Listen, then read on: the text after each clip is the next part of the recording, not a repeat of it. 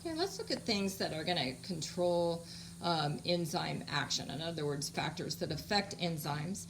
I'm just backing up here so you can take notes on all of these things or write these things down for a second. But we're going to go through these one at a time. All right, so let's start with temperature. So temperature, there's usually an optimal temperature. And remember that enzymes are proteins and that they will denature at high temperatures. So what happens is, let's just look at this one, the black line here. I'm going to have the rate of reaction is going to rise with temperature. Now that's just the case because we're getting more and more of the reactants that are bumping into each other and bumping into their enzymes. But at a certain point, the enzyme will denature, and that will make the reaction completely drop off. In other words, I have a really steep decline as I reach my high temperature. So the highest temperature is considered the optimal temperature, where most enzymes are actually usually acting somewhere prior to the optimal. So in other words, in this range, because if you're close to the optimal, it means you're close to the denaturing of the enzyme.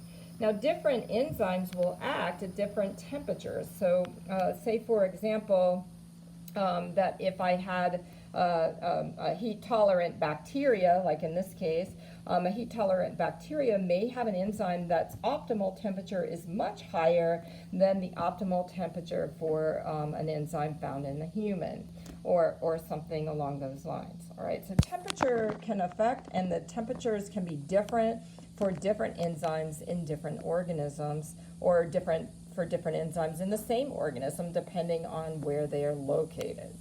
All right, now the second thing is pH. pH, remember, is the amount of hydrogen ions in concentration.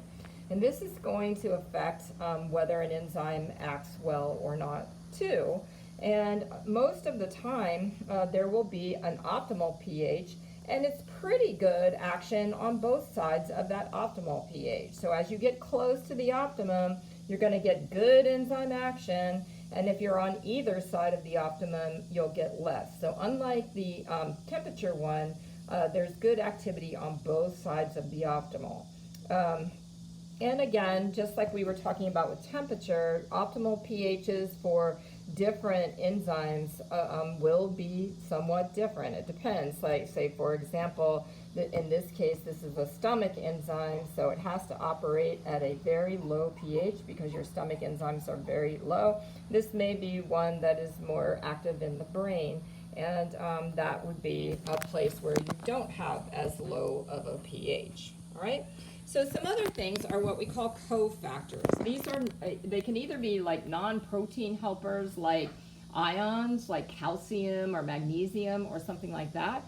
And they may in fact be part of the binding site that help the substrate molecules or the reactants react with the binding site. They could be something called a coenzyme, and they're basically doing the same thing. A lot of vitamins are considered coenzymes. So these are just things that help the enzyme to actually work or to function correctly. And without them, they may function, but maybe just not as well. So those are some possibilities. You can also have something that are inhibitors. So what inhibitors are, they're like, of course, making the reaction not work. And there's different ways that an inhibitor can work. There's competitive and non-competitive. So let's just kind of consider this. This is sort of a silly little drawing, but these little E-like looking things are the enzymes. Actually, they look more like a C, right? These are the enzymes here that I drew. And let's say if you looked at this molecule right here, that is what's going to interact with this space. In other words, this is the substrate molecule that should interact. So in this case, I drew 3 of those. But I could also have this molecule fitting in there and blocking that binding site. So this would be a competitive inhibitor. In other words, it can compete for that binding site. And if I had about the same amount of the weird-shaped ones and the normal-shaped ones in a solution, I would get a partial reaction. So the way that you know a reaction is competitive is you'll see a partial reaction. If I have more of the boxy ones, I'm going to get more of a reaction. And if I have more of the triangular looking ones, I'm going to get less of a reaction, or almost no reaction.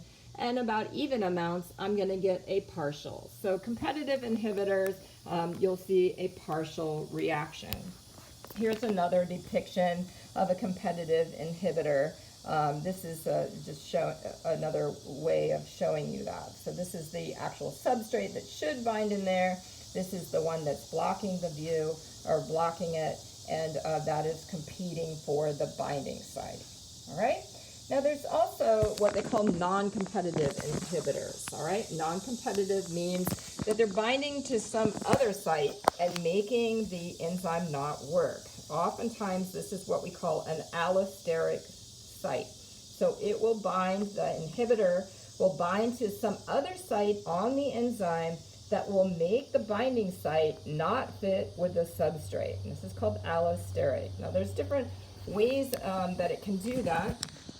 So one example is that you can have in this case, you can have an activator. So this might be, like a cofactor, or it might even be, coenzyme or something, or just an activator, could come in and turn this enzyme on and hold it in the active form. So here it is up here, bound to this site. This is an allosteric site, and activating it. However, if you do not have the activator present, it may take on this inactive form, and you can actually have an inhibitor that locks it in the inactive form. So this would be an allosteric inhibitor. So you can have both activators and inhibitors. And down here, this is just showing you another, this is another concept. This is called cooperativity. This is where the binding of one substrate molecule locks all the other binding sites open. So in other words, I have the binding of this substrate molecule right here, and that makes all these other binding sites stay open and be ready to accept substrate molecules. Okay? Now the last thing I want to talk about is something that is called a feedback inhibition. That is a feedback of metabolic control, so to speak. Okay, so in this case, so what's happening here? You can have let's say I have this initial substrate molecule that's going to interact with the enzyme. All right, so here's the first enzyme, and this is a metabolic pathway, kind of like what we were talking about with the delta G disequilibrium diagram, where I have, I'm going to have an intermediate molecule that I'm making. There would be an enzyme creating that, this enzyme creating that.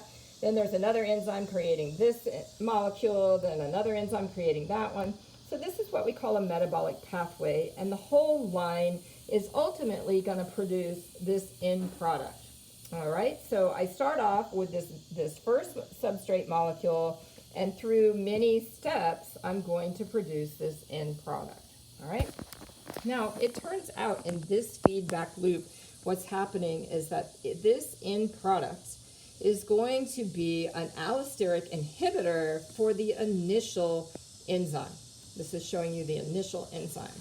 And when it binds to the allosteric site, it makes the active site not work, turning off this whole metabolic line.